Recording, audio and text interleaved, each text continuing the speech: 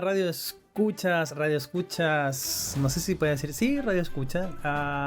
Bienvenidos a este nuevo podcast de Dark Dwarf del mes de, este debería ser el del mes de noviembre, pero nos atrasamos y va a quedar como entre noviembre y diciembre, ya, dejémoslo por ahí.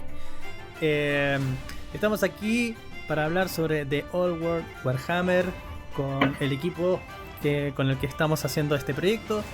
Sebastián desde Santiago saluda. Hola, hola. Y hola. Jack desde La Habana, Cuba. Buenas tardes, ¿cómo estamos? Bien. ¿Cómo han estado ustedes? ¿Todo bien? Sí, todo bien. Bastante para todo lo que pasa.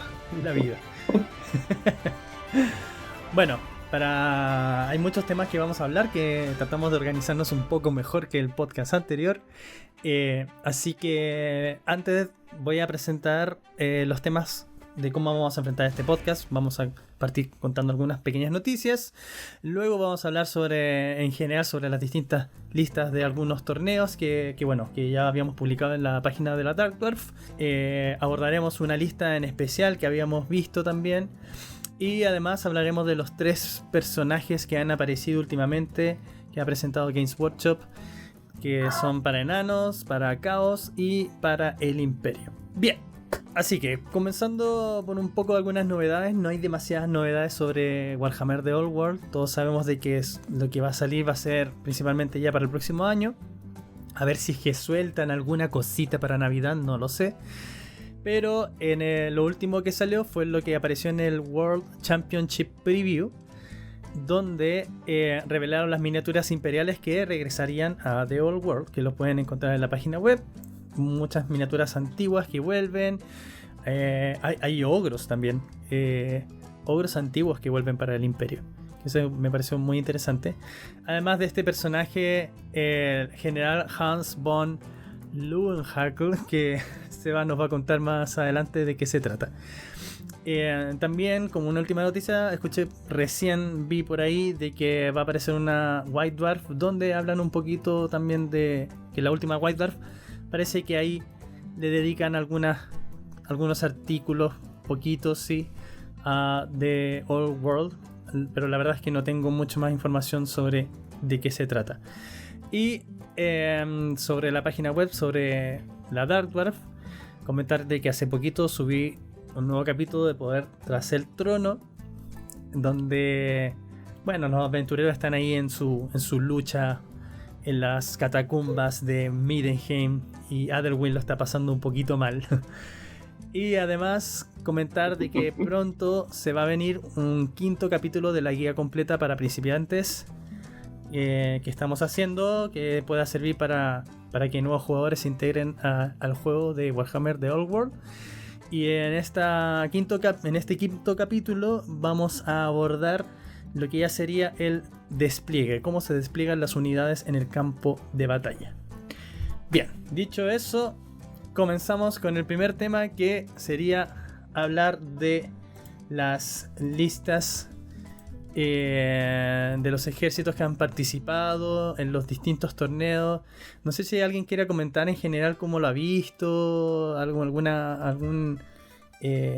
reflexión, y también aprovechar de comentar ustedes cómo lo han visto, ya que ya llevan más tiempo ahora jugando a The Old World. Sí, bueno, por lo menos uno ve las listas de los torneos y se está repitiendo al fondo lo que es el meta del juego, que es cargado a bestias y dragones. Lo interesante sí que en los últimos torneos este predominio de Bretonia como que se ha ido menguando. Parece que se ha ido encontrando alguna solución al tema de los Pegasos que conversamos la otra vez.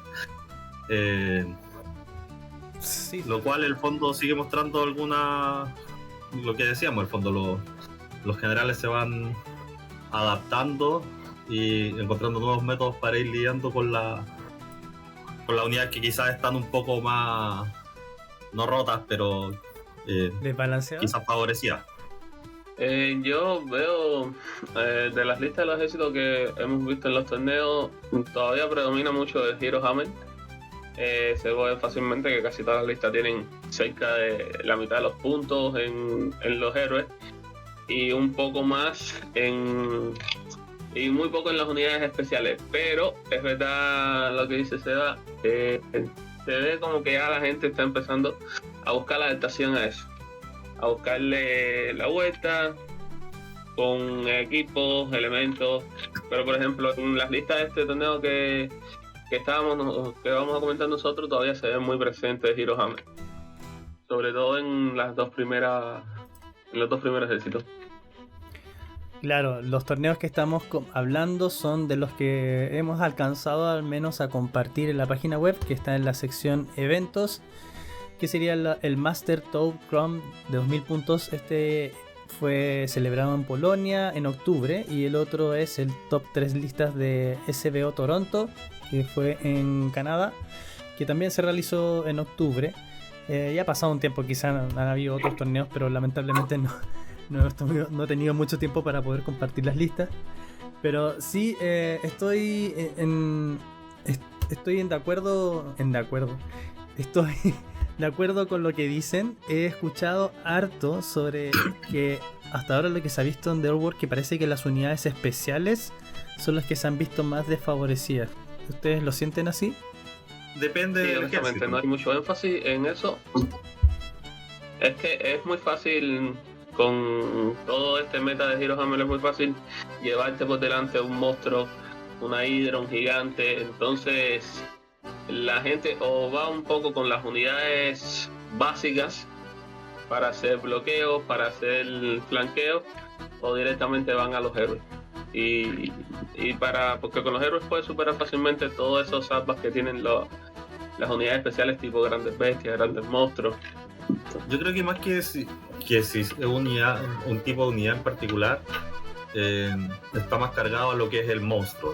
Si tu ejército tiene monstruos en las unidades especiales, se va a ir cargado a esos monstruos. Por ejemplo, los ogros dragón en el caso del caos, o hidras, y en el caso de los elfos oscuros. Si están en las singulares se van a ir en las singulares, pues, como el caso del fondo del que es el Terror Gaze de los condes vampiros. Entonces yo creo que está más enfocado a unidades individuales, monstruos del tipo monstruosa, y las básicas principalmente ya como una especie de soporte y para cumplir con lo mínimo que exige cada confección de lista. Claro.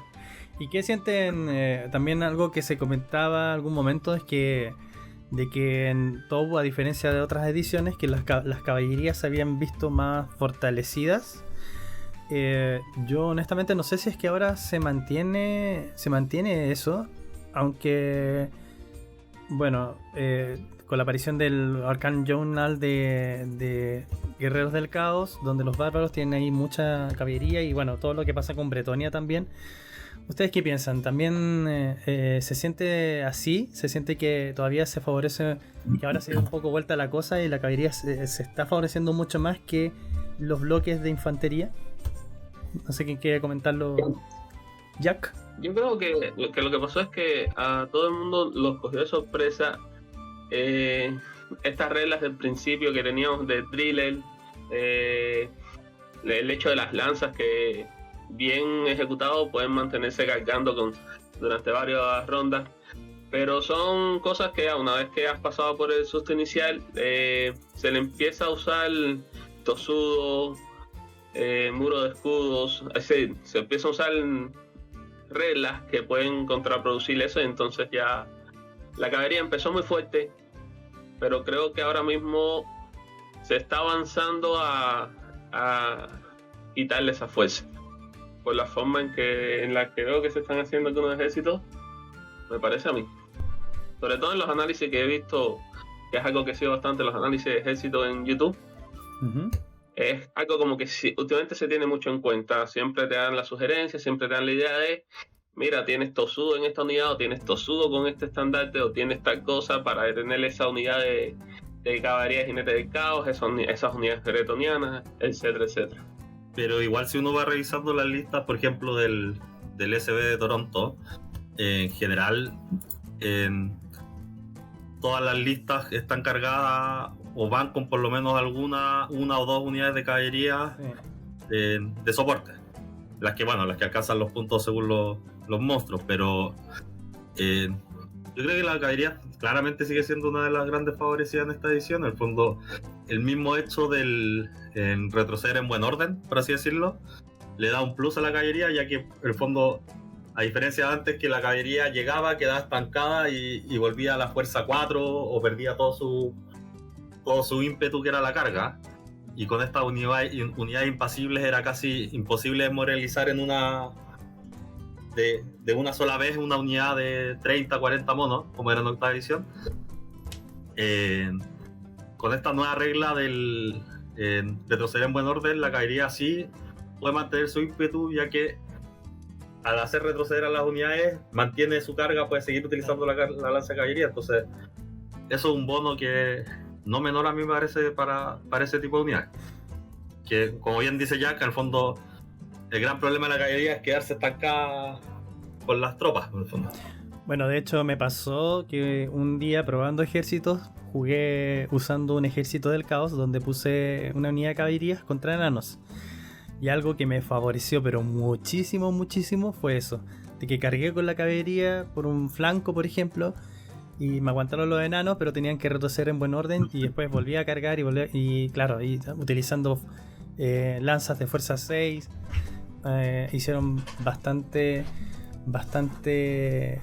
daño. Oye, me entró una curiosidad.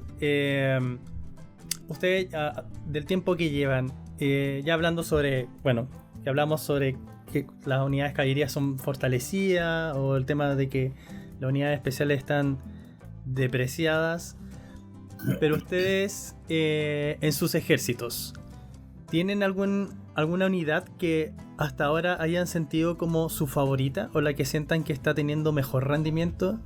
Cuéntame, Seba.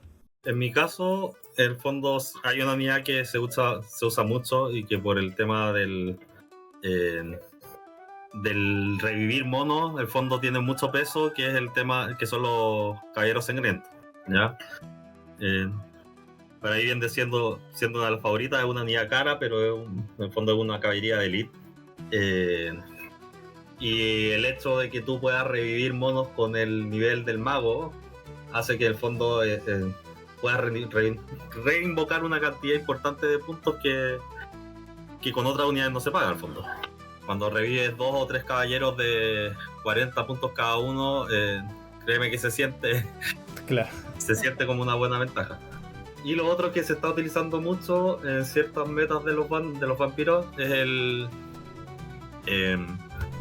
tema del Sagrario Mortis con Terror Gaze. En el fondo un poco se está jugando mucho estas listas de gritos contra el liderazgo al fondo, y con muchos hechizos para poder bajar los liderazgos de las distintas tropas. El liderazgo se volvió un tema ahora con retroceder en buen orden, no ceder terreno, ¿no? Ya es más difícil hacer que huyan, así que tiene más repercusiones. ¿Y tú, Jack, tienes alguna unidad que sientas ya que aparece como tu favorita o la que tiene mejor rendimiento? Bueno, Skaven no tenemos caballería, estamos precisamente condenados. Sin embargo, una unidad que me ha gustado por la presión que ejerce mucho son los Yesai, los fusileros Yesai. Son precisamente una unidad anti-caballería por los altos de stack que tienen sus fusiles de daño de fuerza y demás. Son buenísimas para unidades esas tipo caballería pesada y demás. Y ejercen un gran control, porque según la posición que tú los pongas, puedes influir muy fácilmente en el contrario dónde se va a mover, y a partir de ahí ya es un poquito más fácil manejar al contrario, gracias a la presión de... Es una unidad que realmente me gusta mucho, lo que es carrera, si la quieres poner en un número que de verdad represente una amenaza. Pero realmente me gusta mucho el control que ejercen sobre el campo. Sí, sobre todo si colocas una fila de fusilamiento de Yesai que hacen las cosas más difíciles. Es muy... Incluso si además tienen la ventaja de que, aunque en apariencia no lo parezcan, son un tanque medio, gracias a su regla del escudo pavés, y de que tienen 2 heridas. Entonces una unidad de 10 realmente estás viendo ahí 20 heridas con una salva de +4. Y normalmente el enemigo que se apresura a intentar llegar a ellos está diezmado por los disparos y cuando llega se ve trabado, que es algo que me gusta porque tienes una unidad que quieras que no, al estar trabada tiene los flancos vulnerables, se les puede jugar cabeza alrededor con las magias. Entonces es relativamente buena para eso, para aguantar.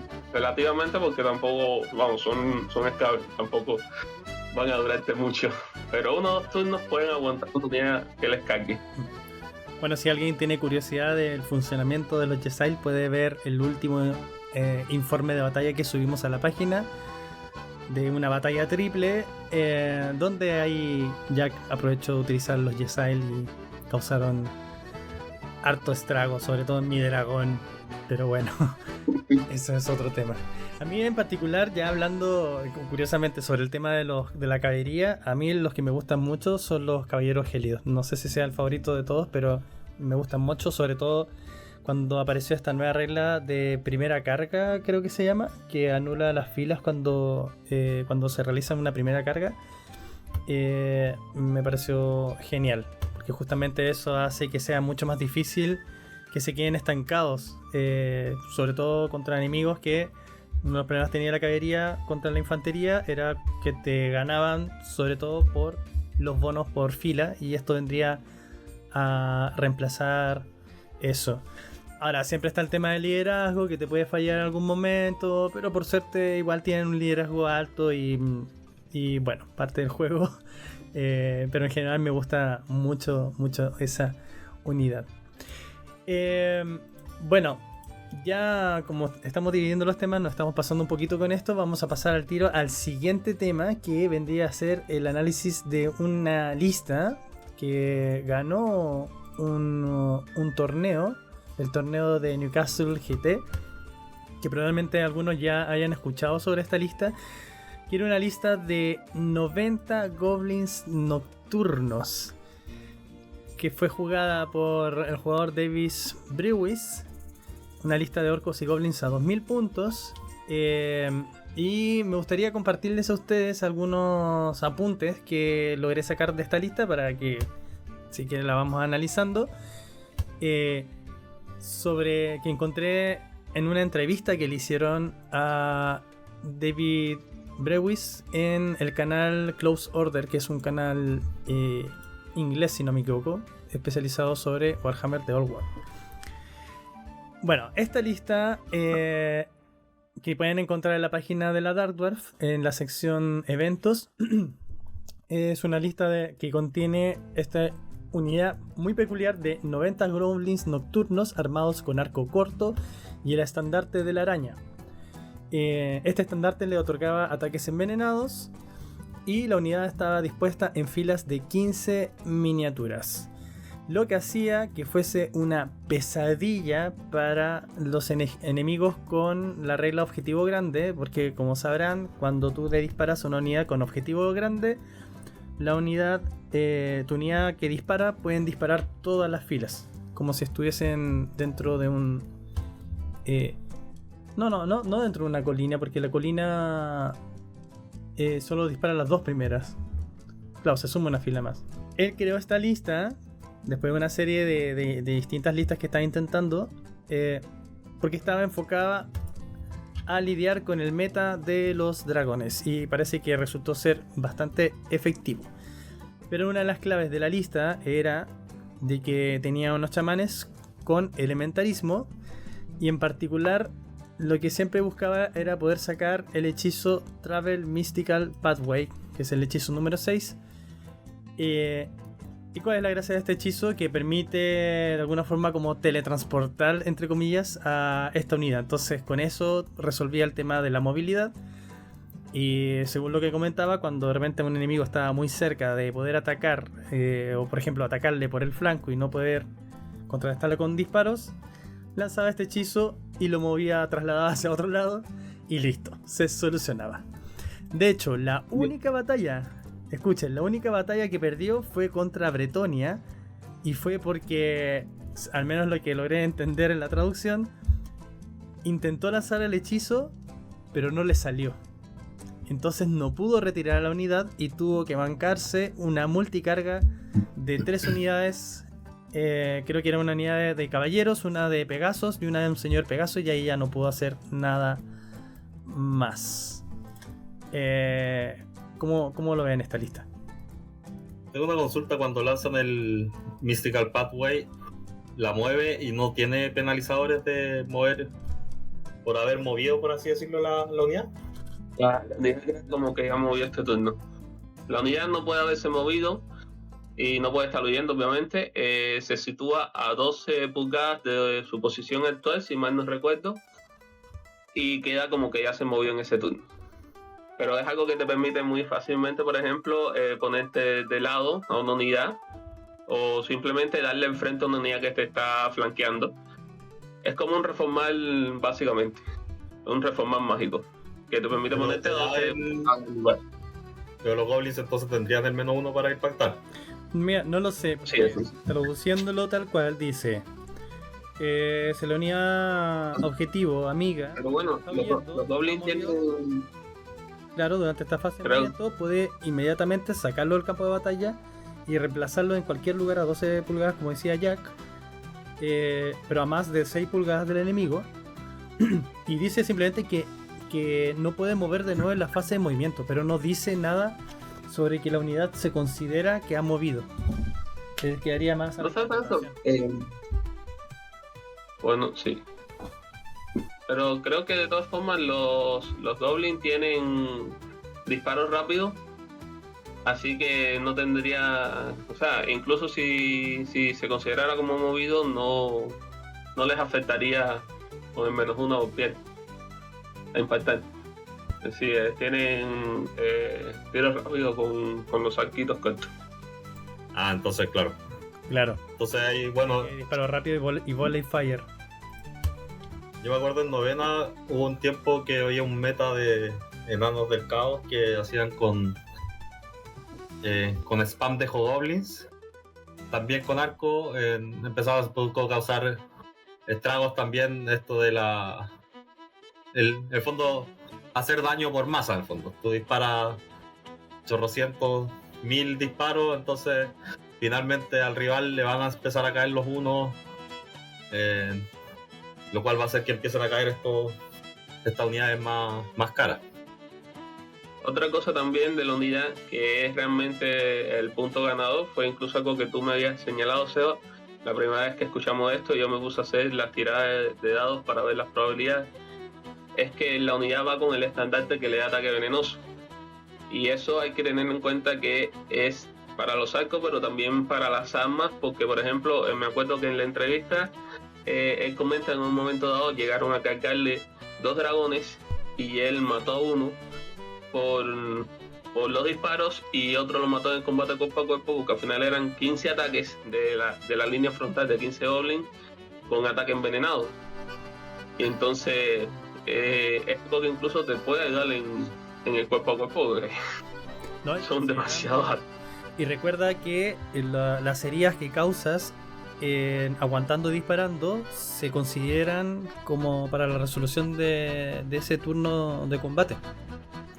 Así que yo imagino que si hice una carga múltiple y mató a un dragón, todos esos puntos van. Entonces ya cuando llega el otro dragón a combate, probablemente ya tiene una buena cantidad de puntos en contra. Exactamente. No, yo creo que la lista es jodida. Es inteligente, pero porque aparte si le suman los fanáticos, los garrapatos, suma harto poder de fuego contra la unidad, por mucho que tengan armadura, pero sí me parece que es un poco arriesgado, por decirlo, depender de un hechizo al fondo. Bueno, de hecho, otra cosa interesante es, disculpa la interrupción, una cosa es que la unidad cuesta solamente 487 puntos, es decir, ni tan siquiera es una gran inversión en la unidad, y él tenía muchas otras unidades Tanto tenía 2 catapultas, dos Doom Diver, tenía los saltadores de Goblin nocturnos, tenía una unidad de orcos en jabalí, o sea que no era un ejército que estuviera solamente limitado a eso, tenía mucho más para apoyarlo, o sea que no dependía totalmente de esa unidad o el hechizo en esa unidad.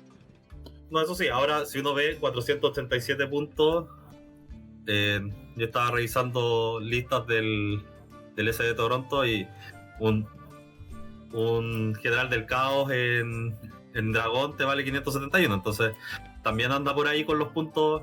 Yo creo que al final optó el fondo, en vez de ir por un dragón o un orco negro en Wyvern, que es como lo que uno hubiese estado esperando, apostó por esta inversión de arco y disparos envenenados que bueno, claramente le dio resultados. De hecho, creo que pone un orco en un Wyvern, pero en la entrevista contaba de que ese orco principalmente lo puso porque le gusta mucho la miniatura, pero también contaba de que lo usaba para ir a cazar máquinas de guerra y perseguir hechiceros. Ese era su rol. Y claro, porque es imponente también, entonces también tiene como un rol psicológico poner a ese monstruo en escena. Algunos datos que les puedo dar porque también. Las catapultas le podía hacer mucho daño a su unidad de goblin. Claro, las catapultas son un problema.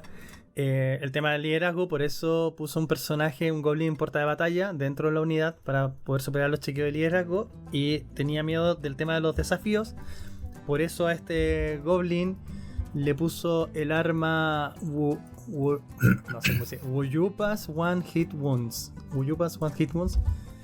que lo que hace que puede transformar en, creo que una vez por turno puede transformar su arma y realiza como ataques de fuerza 10, entonces con eso podía contrarrestar un poco su si es que alguien llegaba y trataba de desafiar al portaestandarte. Además, bueno, como decía Jack, tenía los garrapatos, que son en general yo encuentro que es una muy buena unidad, porque como tiene los movimientos aleatorios, y las unidades con movimientos aleatorios igual son buenas, justamente porque esto que puedes cargar sin reacción a la carga, claro. Y contaba que su segunda unidad de goblins, de 30 goblins, lo puso simplemente por Bretonia, y que el rol de esa unidad de goblins era simplemente cargar a los fanáticos para poder lanzarlo en su momento. Esa era su única intención. Que los fanáticos sí contra caería muy... Sí. Son muy buenos. Ahora yo sí lo que debo admitir que... encuentro impagable, y lo que encuentro entretenido de los jugadores orcos del fondo es la creatividad, y me habría encantado ver la cara de más de un jugador, de ver cómo su dragón del caos moría por un grupo de un puñado de goblins. De hecho, lo que contaba es que algo que te puede llevar a no llevar esta lista a algún torneo es que tienes que pintar 160 goblins. Bueno, es verdad. Sobre una cosita que mencionabas ahorita y sobre esto mismo que decías tú, Seba, precisamente dice que una de las cosas que le gusta del ejército orco es que es tan variado que podía poner muchos énfasis diferentes en muchos builds diferentes, y que precisamente eso que decías, lo normal es un héroe sobre un dragón o un wyverno con algún arma mágica, pero que a él le parecía, no le daba seguridad porque eran muy pocos ataques. Entonces él optó por la lista de los goblins porque le gustaba más simplemente tirar muchos dados, jugar con la probabilidad de, si tiro 90 dados, me tienen que salir al menos 40 o 20, ¿entiendes? Tipo algo así, que jugar con la suerte de 7, 8 ataques en un héroe muy, muy tocho. Claro, pero igual tiene sus riesgos, o sea, tienes que saber cómo posicionarte.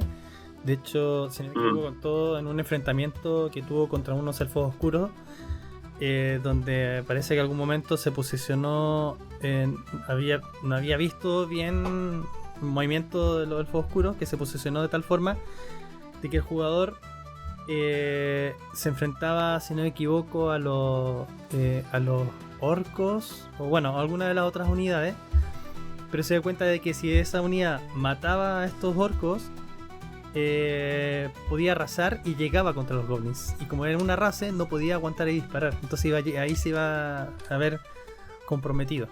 Y creo que en ese sentido ahí le funcionó el lanzar a los fanáticos para interponerse en el camino, bloquear un poco, etcétera.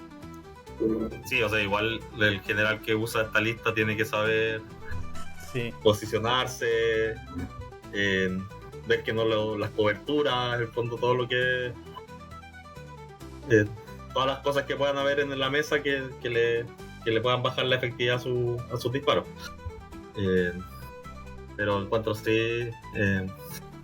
buena la lista. Y en general el ejército orco y goblin está bien entretenido. Yo tuve la oportunidad de probarlo hace un tiempo y creo que tiene hartas opciones y bueno, y creo que es como un juego... Vuelve a ser ese ejército que era como divertido, que es lo que siempre me ha gustado del ejército orco de Warhammer y que se había perdido quizás como en ediciones como en novena. Claro. Por ahí escuché a alguien que decía que los orcos eran el mejor ejército porque eran muy buenos en todo, pero no eran los mejores en nada. No sé si lo dije bien.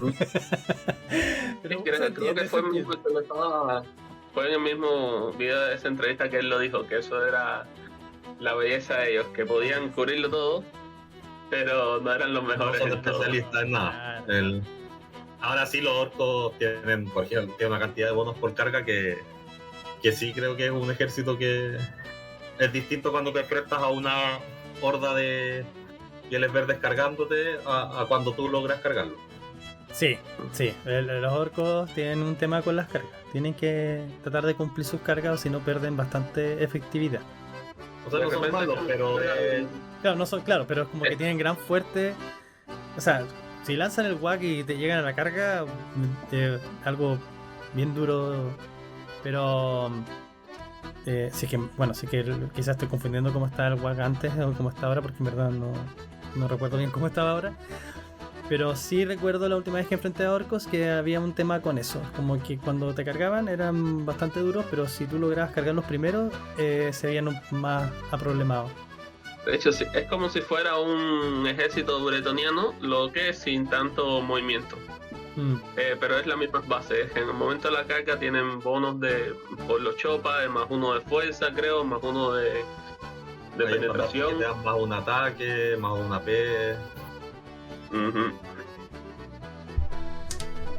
No. Y ven acá, preguntas para ustedes. ¿Creen ustedes que vamos a ver más estrategias así? ¿O alguno de ustedes piensa que pueden a su ejército favorito ponerle alguna estrategia similar o algo por el estilo? Bueno, hace poco vi una foto que compartieron, creo que también en este canal, donde estaban comentando, y alguien que jugó de nuevo con este ejército que le dicen la línea. Entonces hacen una línea de dos, un único ejército en una sola línea que cubre todo el escenario. Y el otro jugador, cuando vio eso, le respondió y dijo: bueno, entonces yo también voy a hacer una línea. Y formó a su ejército también una línea de guerreros del caos en ese caso.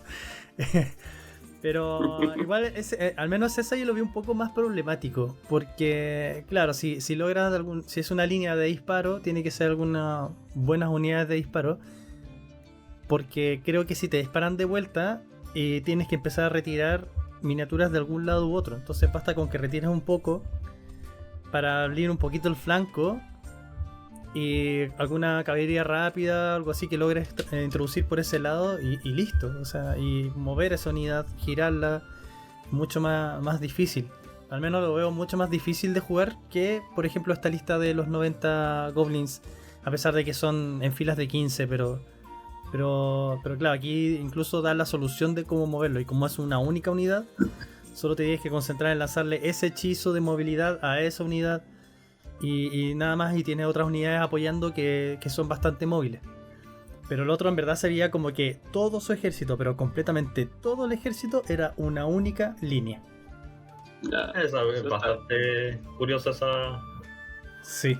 Hace poco vi un resumen de batallas de una persona que estaba probando una lista imperial de disparos. Toda la lista estaba compuesta por ballesteros, fusileros, tenía máquinas de asedio, un órgano, 2 cañones, y realmente fueron muy resultados, según él explica, fueron resultados muy mixtos, porque había partidas donde no tenía suerte y las piezas de artillería, de hecho, las tuvo que usar casi como unidades de yunque para aguantar al enemigo, lo cual es increíblemente raro cuando lo piensas, pero bueno, tuvo que sacarlas adelante para que darle tiempo a los fusileros y los ballesteros para rematar algunas unidades. Pero en promedio ganó todas las batallas, lo que es muy arriesgado. Es como tú dices, es muy problemático, muy arriesgado ir con una lista así de puro disparo o una sola línea de disparo, algo así. Quizás tenga la, yo también he escuchado... tenga la ventaja de la sorpresa. Yo creo que si yo jugara ponte un torneo y me aparece alguien así, con una lista así, me toma de sorpresa. Entonces tienes que de alguna forma planificar una estrategia diferente si estás jugando contra algo así de inesperado. Ahora, yo he escuchado mucho que se está, o que se ha conversado mucho de esto de que el imperio se podría hacer como un ejército de gunline, que podría ser bastante duro. Ahora, esas listas yo creo que por lo general, como dice Clayo, claro, las primeras que las ves te pueden tomar un poco por sorpresa, pero sí, por ejemplo, tienen peros que dependen mucho del pareo en el fondo. Por ejemplo, si te tocan hombres bestias o ejércitos con ambusher, es complicada para esas listas, ya no son muy efectivas en el fondo. El caso de enfrentarse a no muertos, por ejemplo, con una buena cantidad de poder de levantar monos, también no sé, ahí van perdiendo efectividad. Entonces, o enanos imagínate una línea imperial, pero tiene un enano que se lanzó una lista más enfocada en las máquinas de guerra, entonces hace un ataque, la partida se transforma en Warhammer 40k y todos disparando desde lejos. Claro. Que gane el que tenga mejor puntería, el que tenga mejor suerte en los dados. Claro.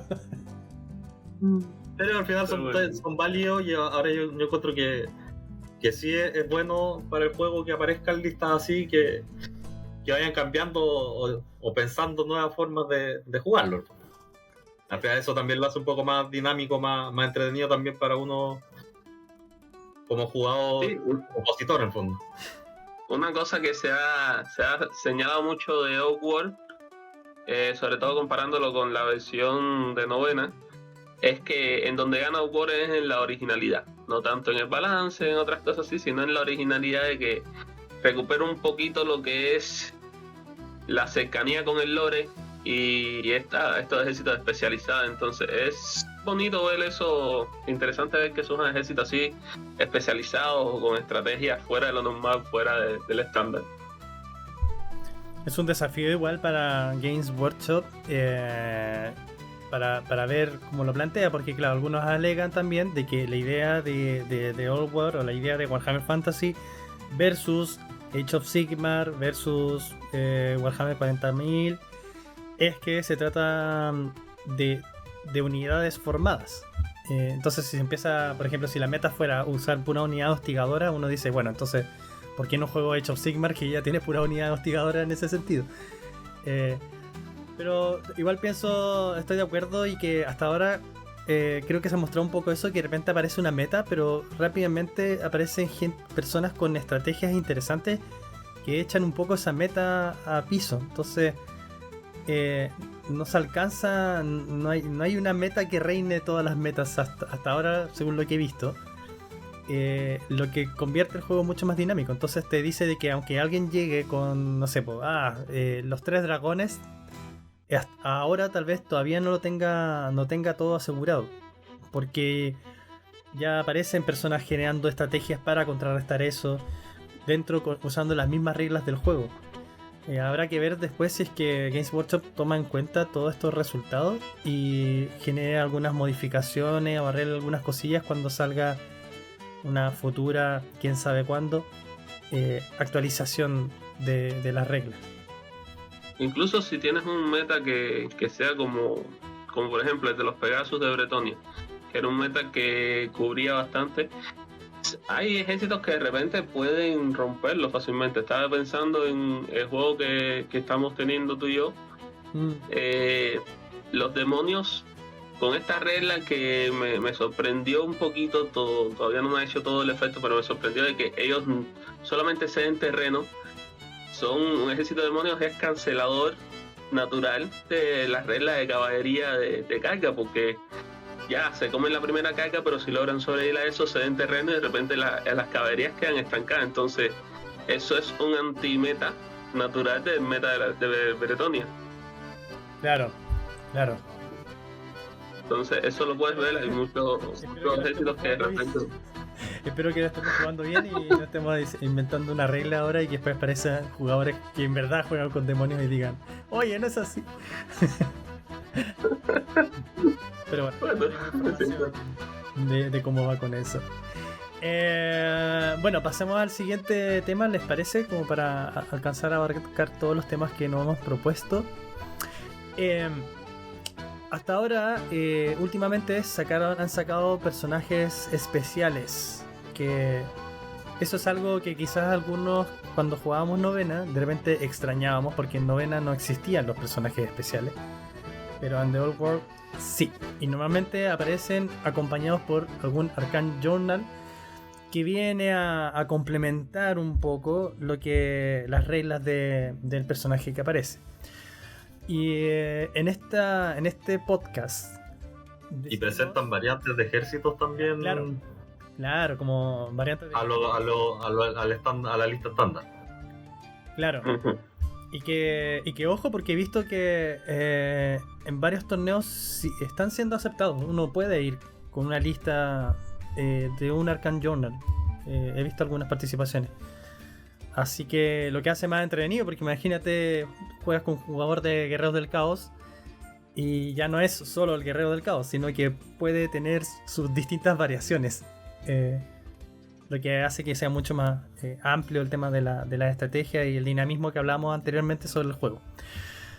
Pero bueno, ahora vamos a hablar de 3 personajes que salieron hace poco. Uno es Burlock Daminson, Fridal the Chainmaker. ¿Ustedes me dijeron cuál es la traducción? ¿La hacedora de cadenas? Sí. Exactamente. Y el general Van Hons. Seba, ¿puedes deleitarme con el apellido? A ver cómo se llama. Hans von Leuwenhoek. Hans von Leuwenhoek. Mira que se sacó aplauso porque lo dijo muy bien. Cada uno nos propusimos investigar un poco sobre estos personajes y presentárselos al resto y comentarlos. Vamos a partir con Burlock Daminson, que me tocó investigar a mí. Ya que va por orden desde el más antiguo hasta el más nuevo. Les cuento sobre Burlock Daminson. Hablando de trasfondo, Burlock, que es hijo de Damin, es el maestro ingeniero del gremio de ingenieros de Karaz Akarak, y por lo tanto el líder enano más importante del todo el gremio. Él en su juventud creaba distintos tipos de máquinas modernas a espaldas del gremio, junto a otro enano que quizás los jugadores enanos reconozcan, que se llaman Sven me cuesta decirlo, Hasselfriesen, que es otro famoso ingeniero enano renegado. De ahí vamos a contar por qué fue renegado, que tiene relación con esta historia. Dentro de sus creaciones más destacadas aparece la destilería de fuego de disformidad, el sorprendente cohete aéreo maravilloso y el legendario radiófono a vapor. Toda esta información, aprovecho de decirlo, la he recopilado de la Wikipedia del Viejo Mundo, que es un sitio súper interesante y muy recomendado por si quieren saber más sobre el trasfondo de Warhammer Fantasy. ¿Cuál es el asunto? Su padre, cuando él era joven, descubrió sus inventos cuando un recipiente experimental en su laboratorio explotó y le arrancó un brazo.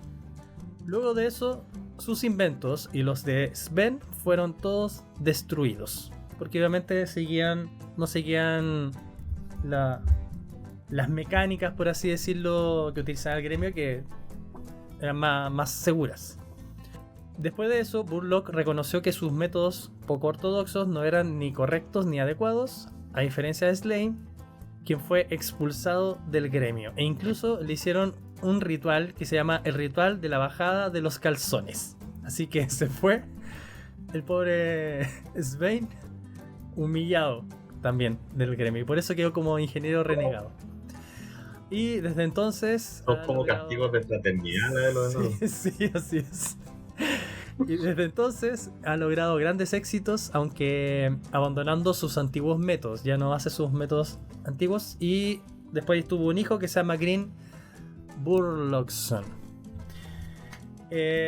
Antes de ver como sus atributos y cosas así, hay que considerar una miniatura que no sé si ustedes han visto la miniatura que apareció hace poco, ¿no? Sí. ¿Sí? Ya. Su miniatura, la miniatura original es de cuarta edición de Warhammer, pero algo que llama la atención es que la miniatura de cuarta edición tiene atrás un estandarte que tiene un símbolo que... Traté de buscar solo el símbolo, pero imagino que será el símbolo del gremio de ingenieros de Karasa-Karak. Y además trae el brazo mecánico por la explosión que tuvo.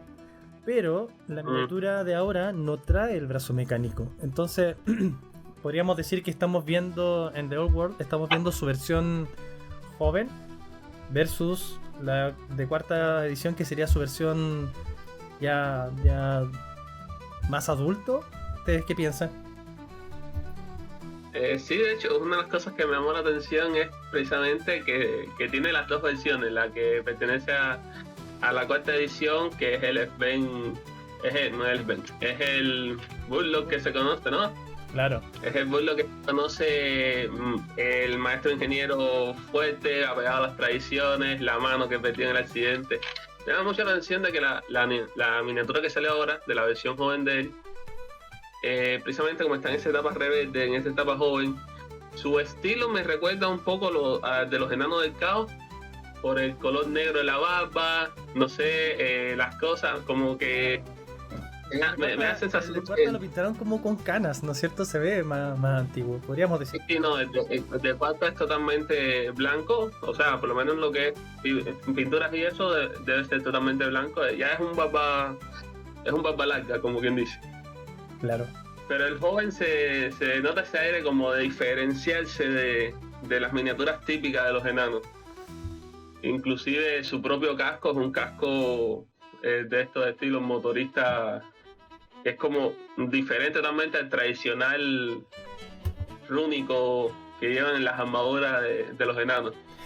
Claro, a mí me gusta porque quizás representa esos elementos que tú dices, como los lentes, representan justamente los inventos que hizo antes de la explosión, que era como un poco del marco que lleva el gremio.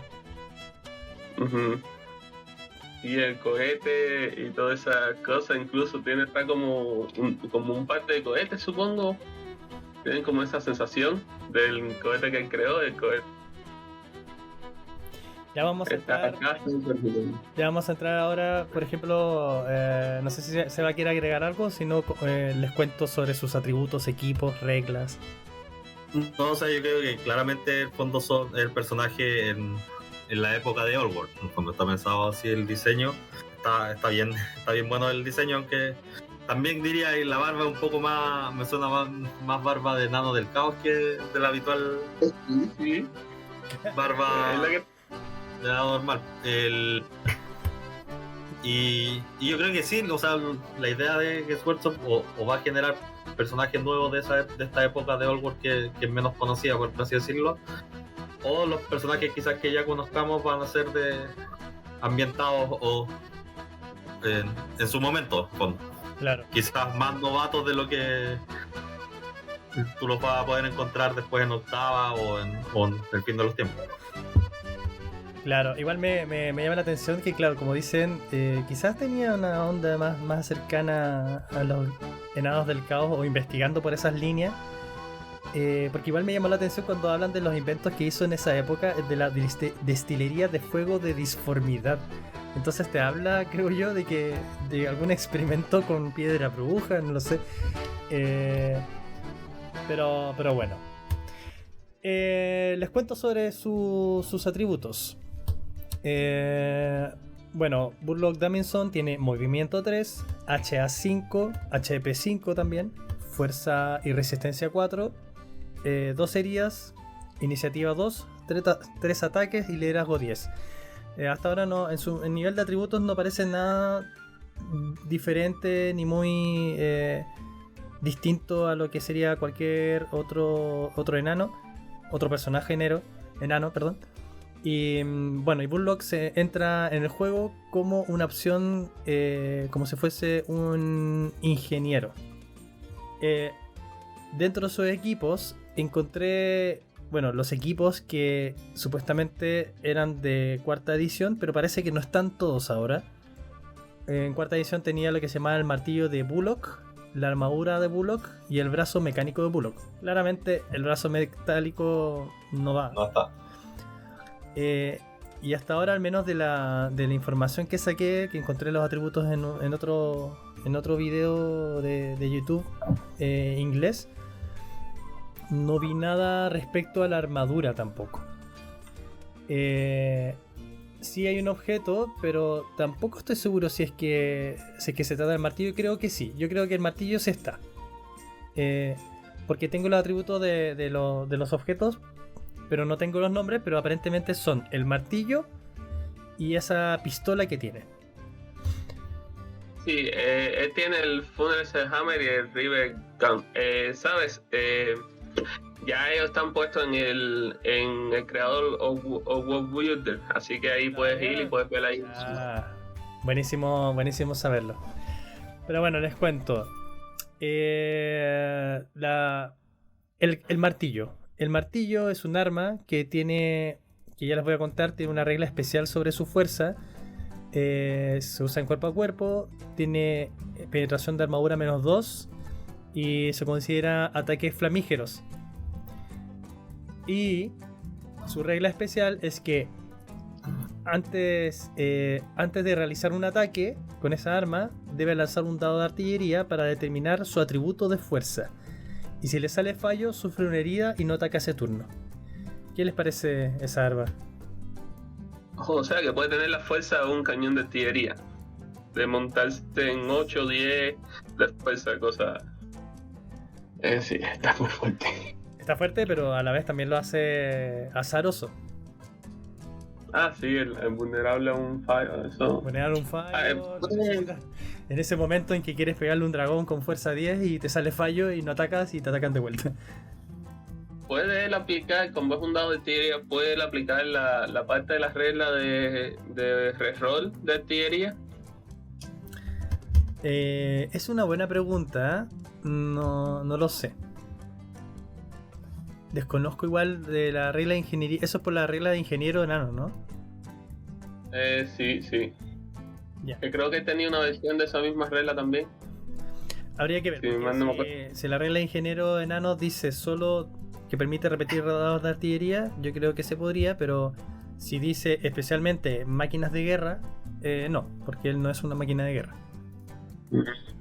Bueno, pero de hecho el de reroll de los artilleros creo que te permite hacer reroll tanto para artilleros como para unidades tipo los ballesteros y los fusileros. O sea, no está limitado, me parece a mí.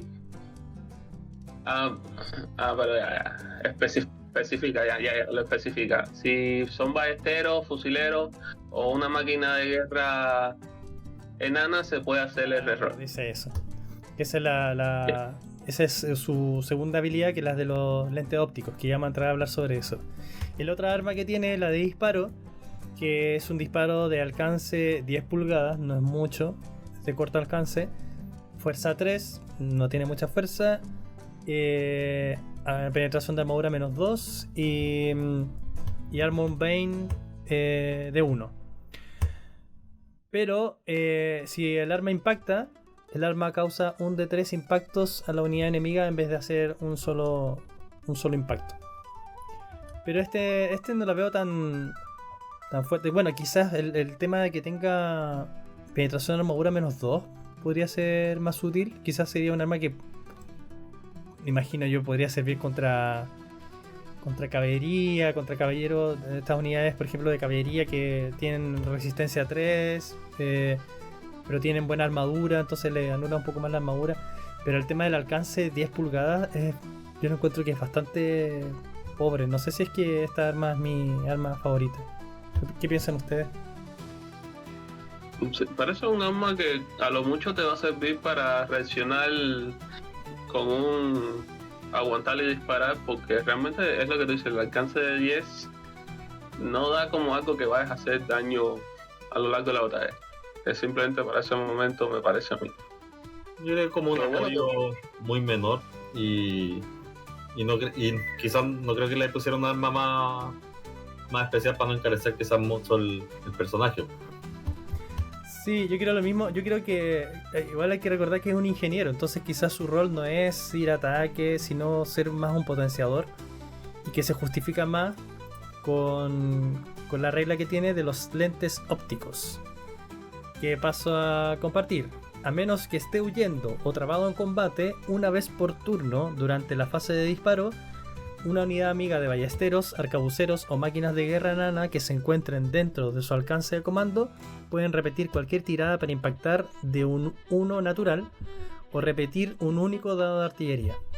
Además, Burlock y cualquier unidad a la que se haya unido no sufre modificador de -1 por disparar a larga distancia.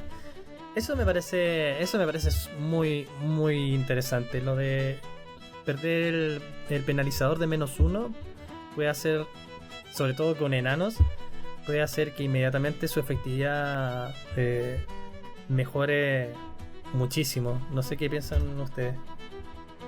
Sí, realmente esa es la parte más interesante, porque tienes lo de un artillero, o sea, hace como un artillero, el reroll del artillero, que siempre es muy útil. Pero el hecho de que a larga distancia quite, súper dañino, teniendo en cuenta que tienes unidades de los enanos, y no solamente los ballesteros y los fusileros, también tienes, por ejemplo, los Iron Drake, que el capitán de los Iron Drake tiene un arma que es como un torpedo que se lanza a una distancia bastante larga y es fácilmente una destructora de monstruos. Entonces, como meterlo dentro de esa unidad. Sí, exactamente, te digo, sirve para muchas unidades de disparo de los propios. Estoy intentando aquí. El Throwhammer, el torpedo, que es un arma que solamente puede darle el capitán de los Iron Drake. Tiene 24 de rango, 8 de fuerza, 3 de armor piercing y la regla de múltiple herida. Entonces es un arma que está hecha para destruir monstruos, lo que nada más la puedes llevar en un solo enano. Si él se une ahí, de repente esa arma se vuelve mucho más letal porque no tiene penalizador de distancia. Claro. ¿Tú qué piensas, Sebastián? No, comparto lo que dice Jack, la verdad. Pero creo que es más su rol de apoyo que en el fondo no veo que sea un personaje que vaya a ser cuya función es ir por sí solo a destruir rivales, en el fondo, sino que como buen ingeniero va a ser apoyar y potenciar a las tropas alrededor. Claro. Y bueno, ahora metiéndome en el Old World Builder, como comentaba Jack, ahí están las reglas que pueden ver. Y claro, lleva la armadura de Gromril. Y bueno, y los otros atributos propios que son de los enanos. Y así puesto, sin nada de nada, cuesta 85 puntos. Al menos lo que dice aquí en The Old World. Bueno, no se le puede agregar nada, así que son 85 puntos. Lo cual no me parece un personaje particularmente caro. Creo que igual está bien para lo que hace. Creo que no debería ser mucho más. Lo que sí, algo que quizás no les guste mucho a algunos, es que está pensado, cuando saca la miniatura, que va a salir en resina de Forge World. Y va a estar dentro, o creo que ya está como prepedido, pero para el próximo año que va a salir ya a la venta. Eso es lo que podría decir por este personaje enano.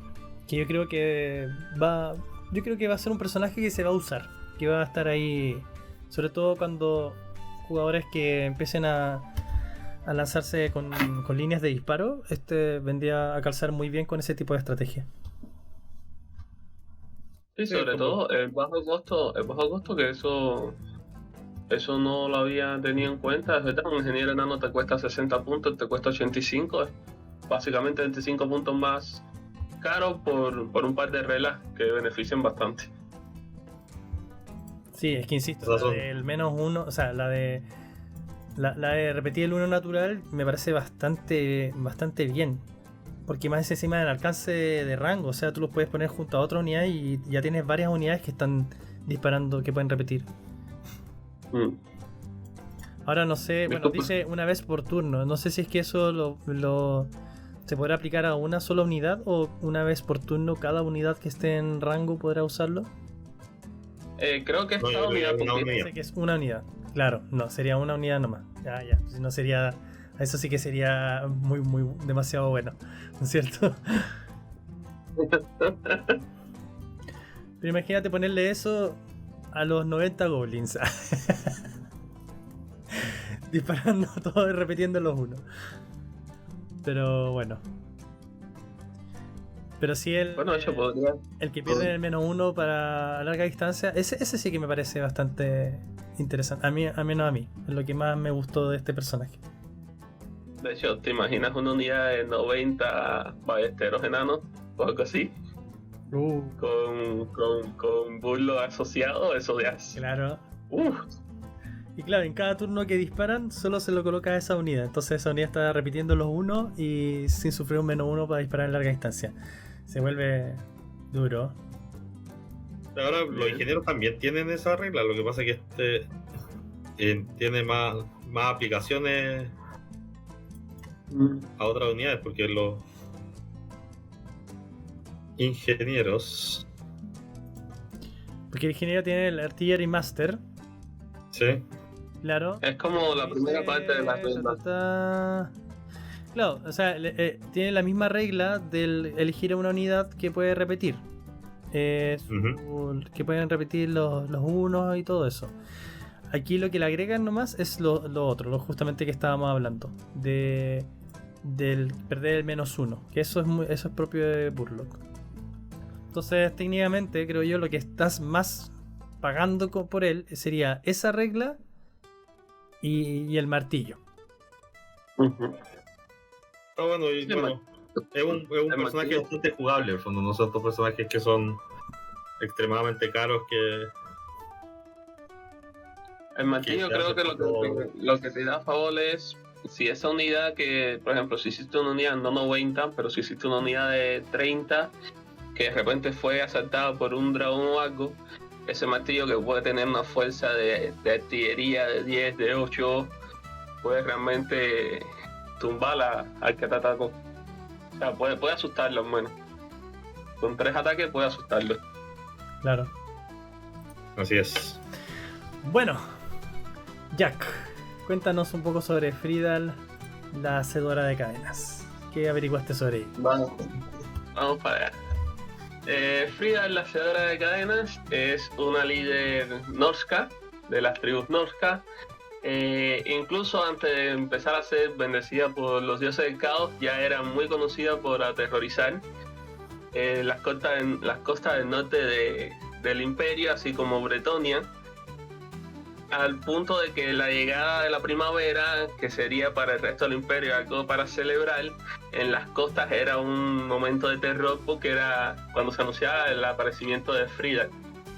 Ahora, en un momento dado, nadie sabe el motivo por cual, Frida decidió ir a los desiertos del caos y empezar una campaña a favor de ganar los favores de los dioses. ahí se convirtió en una campeona exaltada de los dioses, no de ninguno indefinido, es del caos indivisible. Y le surgieron un par de cuernos en la cabeza que lleva modo de corona, como marca de que fue bendecida.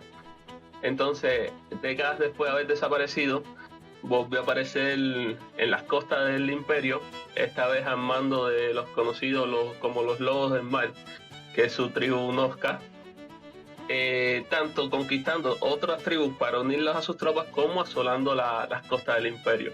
Esto fue en la época en la que el Imperio estaba dividido en lo que se conoce los 4 emperadores, y realmente fue uno de los motivos por el cual la emperatriz, creo que se llamaba... ¿Grita? ¿No? Ajá. Fue uno de los motivos que Margarita de Marienburgo, fue uno de los motivos por el cual esa emperatriz, a la era de los 3 emperadores, perdón, no de los 4. Esa emperatriz pasó muchos trabajos porque precisamente tuvo que hacer grandes pagos de mercenarios para poder enfrentar los asaltos de Friedal y sus Notcas. Esto es, desde el punto de vista del lore, es también un personaje del lore antiguo, como el Burlo versión joven. Ahora, y yendo ya al personaje en el ejército. Friedal, contrario de Burlo, es de hecho un poco cara, son 235 puntos. Tal vez un poquito cara para lo que es, pero bueno, vamos a ver lo que tiene. Anda por ahí, un poco más cara que un príncipe demonio en pelota. Ahora, sus estadísticas son 4 de movimiento, 6 de habilidad de armas, 3 de habilidad a distancia, 5 de fuerza, 4 de resistencia, 3 heridas, 5 iniciativa, 4 ataques y un liderazgo de 9. Va armada con Full Metal Armor, es decir, armadura de placas completa, lo que le da un +4 a las armas, y con un escudo que no usa en combate, porque en combate usa su mayal, que es de doble mano, así que el escudo le da un +3 de salva ataques a distancia y ya no lo usa en combate. Su arma distintiva es la Furia de la Tormenta, Stone Wrath. Le da un +2 de fuerza cuando ataca. Tiene un arma solamente en su primer turno, como todos los mayales. Creo que así es como funcionan los mayales. Creo que sí. Un armor piercing de -1. Tiene ataques mágicos, requiere 2 manos. Y tiene un extra ataque de 3 + 3. O sea, no, perdón, de 3 solamente. Disculpa. Un de 3. Está bueno el mayal porque... Está bueno. Más toda la fuerza, un de 3 ataques, AP1... Cuando vienes a ver, con sus 4 ataques básicos tienes un potencial de 7 ataques en la primera ronda, lo cual es bastante alto, bastante bueno. Y entre la habilidad +6 y la fuerza que se le monta en 7, fácilmente la puedes enfrentar contra una unidad de caballería o contra una unidad de infantería y vaya a hacer bastante daño. Por lo menos a una infantería vas a arrasar bastante y a una de caballería le puedes hacer su daño. Ahora, vamos para sus reglas porque aquí es donde se pone interesante. La primera regla de ella es Chainmaker, es decir, hacedora de cadenas. Esta regla dice que cualquier estandarte enemigo capturada por Friedal o por una unidad donde ella se haya unido vale 100 puntos en vez de los 50 puntos estándar. Esto hace que si la tiras contra de unidades de infantería que tiene su habilidad para romperlas o caballería, terminas reuniendo 200 o 300 puntos en una batalla, lo cual es muy significativo, a diferencia de los 100, 150 que hubieras conseguido, ¿entiendes? Claro, es como si por cada estandarte fuesen como si le hubieses quitado el portaestandarte de batalla al rival. Exactamente. Cada estandarte termina valiendo de 2 unidades. Y puede ser bien incidente en un combate. Sí, te pueden cambiar el final de un combate. O sea, podrías no tener la necesidad de destruir todo a tu enemigo. Así ya le destruyes 2 unidades con estandarte y ahí tienes, además de los puntos de las unidades, 200 puntos adicionales. Exactamente. Ahora, su otra regla es su otra regla es comandante y capitán. Con esta regla básicamente le da a las unidades de Marudel, a las unidades de guerreros nórdicos, de guerreros bárbaros, +1 al modificador de liderazgo siempre y cuando estén en el área de comando de Frida, con un máximo de 10. Lo cual, teniendo en cuenta lo que habíamos hablado de cómo ahora el liderazgo es importante para todas estas reglas de ceder terreno y demás, o de retroceder en buen orden, es un buen boost, porque los bárbaros no suelen tener un liderazgo demasiado alto, suelen rondar entre los 7, 6, dependiendo de la unidad. Según lo que veo, por ejemplo, los bárbaros, unidades más básicas, tienen 6. Claro, con campeón 7. Pero andan con el liderazgo de un humano, más o menos, ¿no? Si no me equivoco. Exactamente. Y ahora, la última regla, que es la regla que la hace más interesante, sobre todo porque Frida está pensada para ser jugada, o menos viene acompañando muy fuertemente al ejército de creación, la lista arcana de ejército de los lobos del mar. Esta regla dice: mientras Frida sea general del ejército, una unidad de guerreros del caos, tanto a pie o a caballo, pueden tener la regla emboscadores de forma gratis. En adición a esto, esto se aplica incluso si Frida no es el general. Con tener Frida en el ejército ya puedes tener una unidad de emboscadores de guerreros guerreros bárbaros o de caballería de guerreros bárbaros. Es totalmente gratis. Ahora, si Frida es tu general, puedes aplicar un +1 o un -1 al resultado de tirada de dados para determinar si una unidad de guerreros de bárbaros va a entrar en el turno como emboscadores. Es decir, cuando se hace la tirada para entrar de emboscadores de cualquier guerrero bárbaro, ya sea bárbaro a caballo, bárbaro a pie, demás, de otras unidades que también vienen con este ejército, con esta lista de ejército, como son los berserkers, que también son guerreros bárbaros, ella puede agregarle un +1, un -1. Lo cual hace que ya tu unidad de emboscadores no entre solamente creo que entraban al 1, 2, 3, ¿verdad? Y al 4, 5, 6 se quedan fuera. Ahora puedes decidir... Al revés, ya. Entra, claro. Ya. Ahora no solamente entran al 4, 5, 6, también les restas 1 a ese resultado y podrían entrar al 3. Y se quedarían afuera el 1, 2, o igual, una unidad que no te interese que entre en ese turno, puedes retrasar su entrada sumándole +1 al resultado. Exacto. ¿Por qué esto tiene un gran peso? Bueno, para empezar, las unidades emboscadoras son unidades que tientan mucho estratégicamente, cada vez que las veo tientan mucho estratégicamente, pero el hecho de la entrada es algo que mira lo que pasó en la batalla que tuvimos entre los 3, que el acechador de Sebas terminó entrando en el 5.º turno. La gorgona que no quería entrar nunca. Que no quería entrar. Y entró cuando los ogros ya estaban ahí en las últimas. Entonces, esta regla le da mucha fuerza al uso de esa estrategia de los emboscadores. Pero además, sumando eso de que Frida, ella misma, también tiene la regla de emboscadores, entonces ella también puede salir.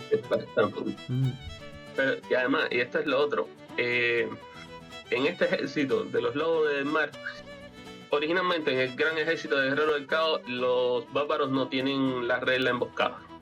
Ahora, en este ejército de los guerreros del mar, la mayoría de las unidades de los bárbaros pueden tener la regla emboscadora. Te sale, el costo de regla te sale de 20 a 30 puntos, depende de la unidad, la cantidad de modelos y demás, y bueno, con tener uno gratis, ya es un poquito de puntos también que te ahorra. Además de que puedes tener mercenarios, hombres bestias también en este ejército, lo que sabemos que los Gore y los Ungor también pueden tener las reglas de emboscadores. Entonces esto anima mucho a tener un ejército con unidades, con 2, 3 unidades de emboscadores, tal vez 4, dependiendo del enemigo, que pueden atacar armas de asedio, pueden caerte, o sea, pueden ganar más guerra, pueden caerte en el momento que menos te interesa por un flanco. Todo gracias a la seguridad que te da la regla de ella, de poder sumar 1 o restar 1 a las tiradas centradas. No, y puedes acceder a estos también a estos Berserkers Marauders. Uh-huh. Yo creo que es una forma para un jugador del caos, en el fondo, es una forma súper nueva y una forma novedosa de poder armar un ejército y jugar algo distinto con las mismas miniaturas. Lo otro es que también le da mucha vista a los bárbaros. La mayoría de las veces que todo un ejército bárbaro, incluso lo podemos revisar en las listas de antes del campeonato, ves unidades de bárbaros en unidades básicas porque tienen que estar para cubrir las unidades básicas, punto. Pero no les ves con un rol significativo. Entonces ahora con esto ganan un gran impacto, sobre todo teniendo en cuenta que las unidades de bárbaros son relativamente baratas, porque por ejemplo una unidad de Maru es de 5, o sea una unidad de bárbaro de 5 te sale por 30 puntos. Entonces imagina tener una unidad de 20 que te va a salir por 120 puntos, de repente saliendo por un flanco o saliendo por la retaguardia de una unidad enemiga. ¿Entiendes? Imagínate una batalla de los lobos del mar contra hombres bestia. Cuando llega cuando llega el turno de despliegue, 2 unidades. Una unidad. Sí. Y todo lo demás aparecerá. Literalmente. Debe ser. También, otra cosa. Con Frida se introduce un nuevo tipo de héroe que... déjame confirmar un momentico. Bueno, mientras busca esa información, algo sí que llama harto la atención, sí, es los puntos que cuesta. Son 235 puntos, igual es a considerar. Ahora, sí, porque claro, es muy caro. 215 tiene un príncipe demonio, aunque ya solo le pones la regla de volar al príncipe demonio y ya quedan 245. Pero igual es a considerar, aunque igual por las reglas que tiene, igual me parecen bien interesantes. Es que el arma que tiene eso de que son hartos ataques de mucha fuerza. Yo creo que los puntos principalmente porque van básicamente, quizás en una lista estándar de caos no sea tan... Claro, vendría como a compensar. No se justifique mucho los puntos, pero en la lista de los lobos de mar, sí, las reglas que tiene Frida son muy incidentes. Entonces yo creo que eso, en el fondo, eso hace que se encarezca la miniatura. Yo creo que está pintado a hacer una unidad o una miniatura que cuando lo juegues con listas de lobos de mar, debería ir en el fondo, y debería ir en eso. No sé si se justifica mucho en listas de estándar de guerreros del caos. Siento que es un personaje, pero pierde sinergia. La unidad que estaba buscando ya, que quería confirmar que no estaba en el ejército estándar, junto con la unidad, o sea, en el ejército de los lobos mar, entra una nueva unidad héroe, que son los guerreros, los jefes de guerra bárbaros, que es una unidad héroe. Puede tener las reglas emboscadores, o sea, de hecho tiene las reglas emboscadores, es decir, no solamente Frida puede entrar de emboscadora, también posibilita el ejército de los del mar que un héroe entre como emboscador, un héroe que tiene 50 puntos en objetos mágicos, y de repente tienes te voy a decir las estadísticas, de repente tienes a un héroe que te sale por un lado, por un costado, y te puede atacar un monstruo, te puede atacar un héroe propio, ¿entiendes? Con un arma mágica, una cuestión así. Claro.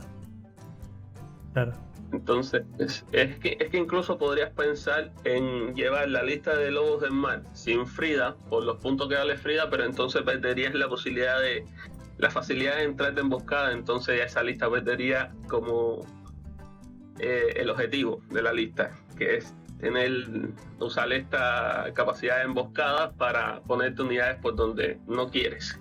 Exacto. A mí me Bueno, parece por porque eso también es- agregan, hay una unidad que se llama Skinwolves, también que no están también que guerreros de esa- esclavos. esa es nueva. Que, sí. Como los hombres lobo.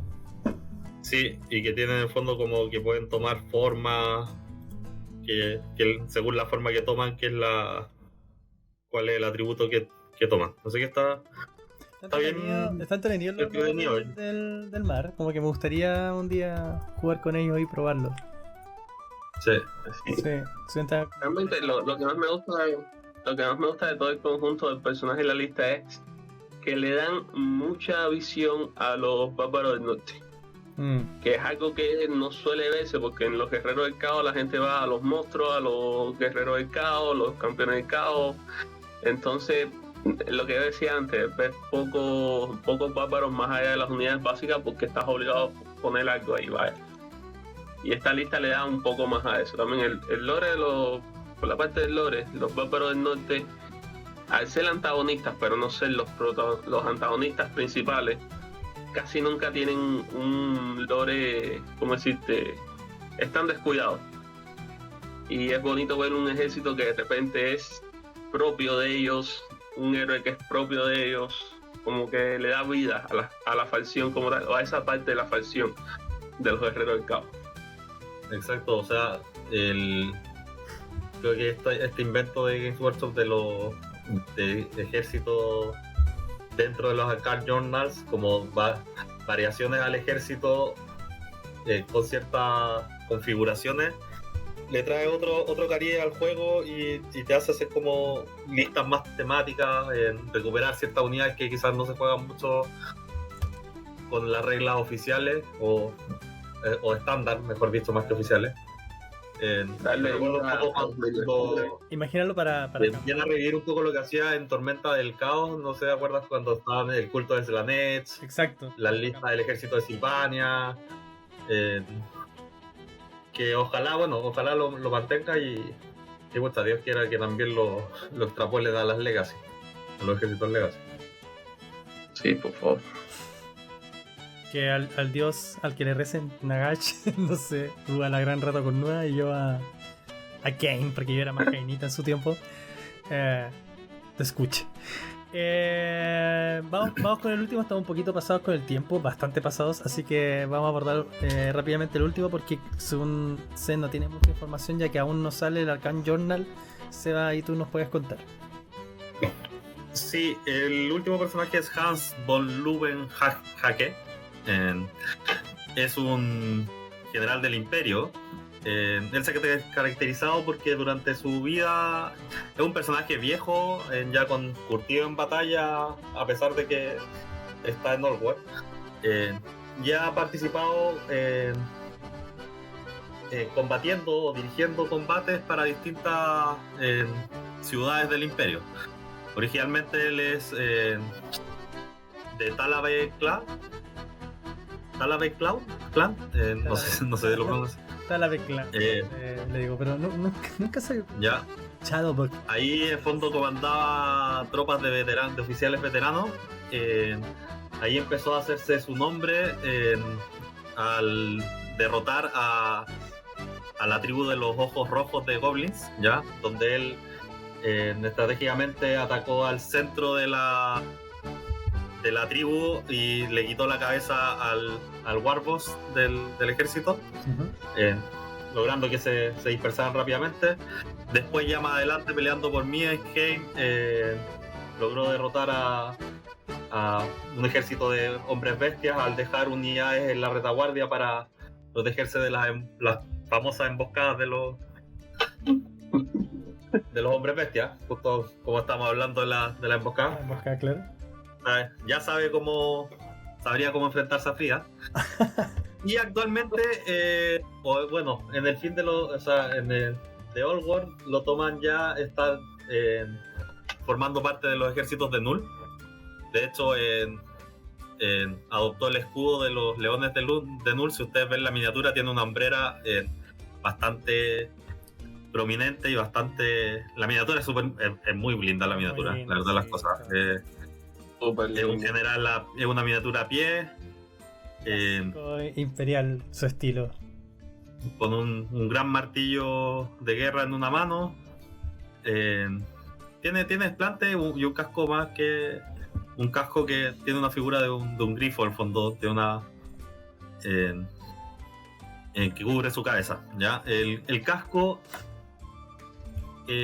según lo que dice la historia, lo ha protegido. Es un casco, es un artefacto mágico que lo ha protegido de muchos golpes letales. Como digo, las reglas del personaje todavía no salen porque están. No todas las reglas. Pero por ejemplo, las armas mágicas, el equipo que tiene todavía no se desconoce, porque va a aparecer cuando lancen el próximo año el libro arcano del Imperio.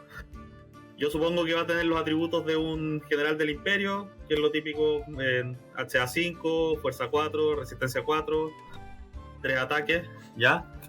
Asumo que el casco tendrá alguna propiedad que le impida, que lo defienda de los golpes letales, como dice en la historia. Ujú. Pero lo que sí Games Workshop compartió son un par de reglas, el fondo, que están enfocadas a este hecho de que este es un general más o menos como un general mercenario, el fondo, que ha trabajado, no es el general de una sola ciudad, sino que en el fondo pulula por las distintas ciudades del Imperio, defendiendo y enfrentándose a los enemigos. Entonces hay dos reglas que están basadas en eso. Una es el comandante mercenario, que es el fondo que si es el general de la... Si Hans es el general del ejército, la unidad es que con la regla de mercenarios se van a poder beneficiar de su presencia inspiradora. Y aparte que en el fondo también las reglas que las unidades que son mercenarias no van a estar sujetas a la regla de el mal comportamiento de los mercenarios, ¿ya? En el fondo te invita un poco a defenderse de los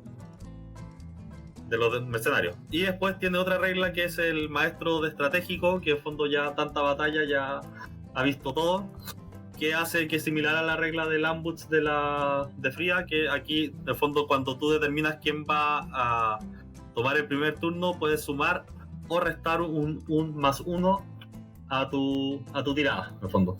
Cosa que te permite manejar en el fondo si es que vas a partir o no en un combate. A mí me suena que esa regla, porque va a ir directamente relacionada con su ejército tipo Arcane Journal, porque había escuchado por ahí de que uno de los primeros, no sé si salía confirmado acá o no, de que uno de los primeros Arcane Journal que iba a salir iba a ser sobre Null, que iba a ser como una, le decían, The Gun Line de Null, ¿cachai? Como la línea de disparo de Null. Dice que va a haber una configuración que es el City State of Null, en el fondo, claro. Y que al parecer ese tipo de configuración te permitiría tomar hasta un 25% de puntos en mercenarios. Claro, porque yo no sé, quizás agarre más peso Null en esto, porque no sé si en esta época Null seguía siendo como la capital del imperio en su momento, que después se traspasó a Altdorf cuando lo asume Karl Franz. Pero me suena, por ejemplo, el de la estrategia de maestro, es que creo que una regla que puede ser bastante útil, por ejemplo, para un ejército que tenga disparo, el poder decidir si es que partes tú o no. Exacto. Sí. Sí, y además como es Null con todas las armas de guerra que probablemente pueda tener, es muy probable que esté enfocado a las armas de guerra. ¿No es la ciudad de los cañones o no? Sí, de la ciudad. Exactamente. Entonces, La ciudad es de ¿cómo es? El Instituto de Artilleros de Ingeniería. Claro, la artillería, la pólvora, todas las cosas así salen de Null. así que agárrense que líneas de disparo de Imperio se vienen. Ahora sí. Al mando de Hans von Lovenheim. Bueno, si logran decir el apellido de manera correcta, yo creo que ya tienen gran parte de la batalla ganada. Aquí voy a sugerir un juego así para cuando estén de fiesta o carreteando, como se dice acá. ¿Quién puede decir el apellido después de tomarse al menos 5 vasos de cerveza? Von Löwenhake. O una piscola, que es lo que se toma acá. Una piscola y decir el apellido. Está interesante, pero la miniatura es hermosa, a mí me encantó, así que sea como grandota, es como que la armadura le queda grande. Sí, pero es como ya no es como el general imperial que está en su caballo, en su grifo metido atrás. Este es como el viejo zorro que está metido con sus tropas liderando ahí, Claro. en primera línea. Me gusta muchísimo, es un detallito, pero me gusta muchísimo que el grifo del casco está aguantando un martillo también. Es como... Claro, el símbolo. Bueno, el símbolo del imperio. Hay que Del recordar imperio, esa sí. época que, si no mal recuerdo, en la época de Old World era cuando muere asesinado el que era el actual emperador, que era de Middenheim. Que era. Hoy se me olvidó el nombre. Pero que le decían el asesino de Skaven. Y que aparentemente murió asesinado por un Skaven, irónicamente. Madre mata a Steven. Mandred mata a Skaven. Que él parece que era el emperador, si no me equivoco, y cuando muere asesinado, el imperio queda sin emperador y ahí comienza la era de los 3 emperadores, que es la que abarca a The Old World. Y claro, entonces aparece como algunos representantes del Nún, creo que era Marienburgo, Talaveclan y Nún, creo que son los que se disputan. Que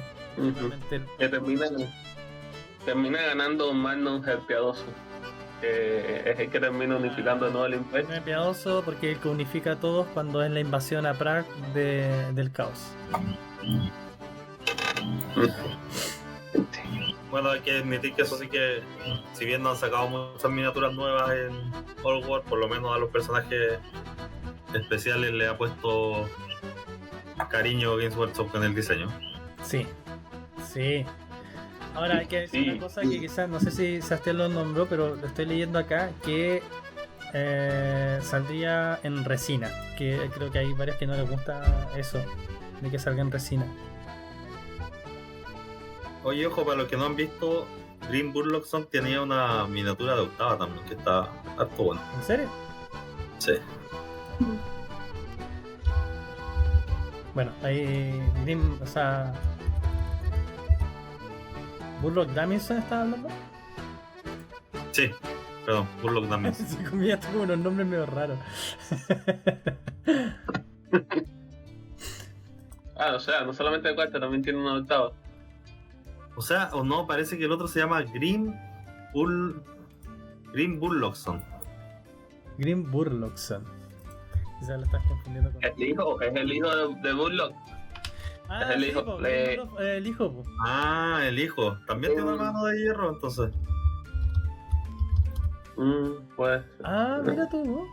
Tienes razón, aquí está, Green. Sí, porque en la esto de los enanos, en la tradición de los enanos es parecida a la de los nórdicos. En los apellidos ellos siempre llevan el nombre del padre con el son detrás o dotir si es mujer. Claro. Entonces Burlockson es el hijo de Burlock y Burlock era Daminson porque era el hijo de Damin y así. Claro. Bueno, pueden comprar a toda la familia Burlock. Sí, claro. Pero ojo, no tiene un brazo mecánico, es que sostiene un arma y tiene su brazo como cubierto por una armadura. Entonces pareciera que estuviese fusionada con el arma. Y en la otra mano tiene un hacha. Bueno, ahí los que estén viendo esto por YouTube, no sé si voy a buscar otra plataforma donde subirlo también, van a poder ver la foto, la voy a compartir. Pero bueno, chicos, ya nos pasamos harto del tiempo de podcast que hacemos habitualmente. Pero creo que estuvo interesante la conversación, pero ya es momento de dejar el podcast hasta aquí. Espero que los oyentes les haya gustado, que se hayan enterado un poquito más de lo que se viene, de lo que hay, de los personajes que están saliendo. Si tienen algún comentario o algo que agregar o algo que compartir con el resto, por favor háganlo. Si les gusta este video, denle un me gusta. También los invitamos a visitar nuestra página web www.dark-dwarf.com, donde van a encontrar información y distintos recursos también relacionados al mundo de Warhammer The Old World Y Warhammer Fantasy en el sentido, al menos hasta ahora, del juego de rol, que eso es lo que estamos jugando.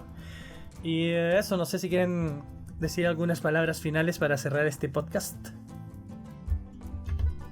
No, Ya eso, únanse, suscríbanse, únanse a la comunidad. Es una comunidad bastante activa, bastante entretenida.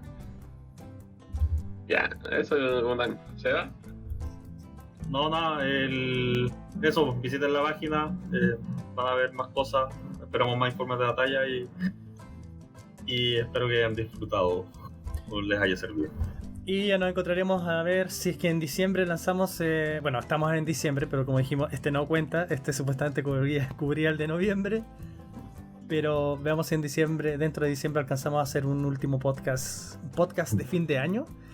Quizás con novedades. Podríamos hacer antes del conteo de las 12 de la noche. Claro.